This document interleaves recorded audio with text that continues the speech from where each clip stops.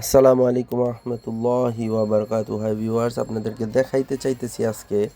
আপনারা সকলে অবগত আছেন, অবশ্যই আপনারা মুসলমান যারা আছেন তারা তো কোরবানি দেন। বাকি অন্যান্য ধর্মে যারা আছেন তারা তো আসলে কুরবানি দেন না, তারা গোশত খান। হ্যাঁ, কিন্তু আসলে আপনাদেরকে কি করে বুঝাবো যে পৃথিবীতে যত ধরনের মাংস আছে, যত ধরনের গোশত আছে, সবচেয়ে মজাদার গোশত হলো কুরবানি গোশত।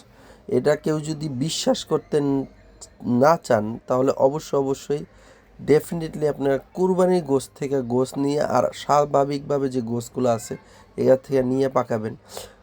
আপনারা বুঝবেন যে আসলে দেখেন এই যে টুকরাটা যে কী যে স্বাদ আপনাদের আসলে বলে প্রকাশ করতে পারবো না।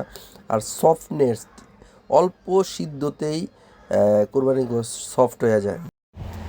যাই হোক, ভিডিওটা করতে চাইছিলাম আসলে আমি কুরবানির গোশত দিয়ে বোনা খিচুড়ি দিয়ে একটু তাড়াতাড়ি খাওয়ার একটা ভিডিও করতে চাইছিলাম, কিন্তু আসলে ভিডিওটা করতে পারলাম না। আসলে আমি ভিডিওগুলো দেখি যে আসলে যারা তাড়াতাড়ি খায় 1 মিনিটে 2 মিনিটে অনেক খাবার খেয়ে ফেলে। আসলে আমি মাঝে মাঝে চিন্তা করি আমিও খাইতে পারবো, কারণ আমি টুকটাক একটু খাইতে পারি ভালো খাবার হইলে আলহামদুলিল্লাহ।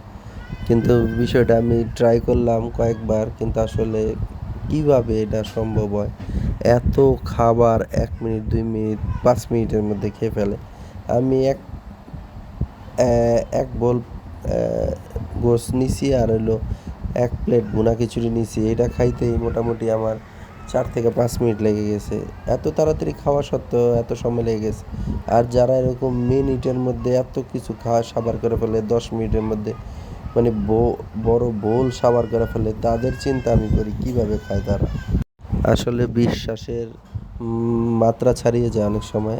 এটা আসলে বাস্তব, এটা অবাস্তব কিছু না, খাওয়া যায়, কিন্তু সবাই তো আসলে সব কিছু পারা সম্ভব না, এই জন্য মানে কথা বলা আর কি।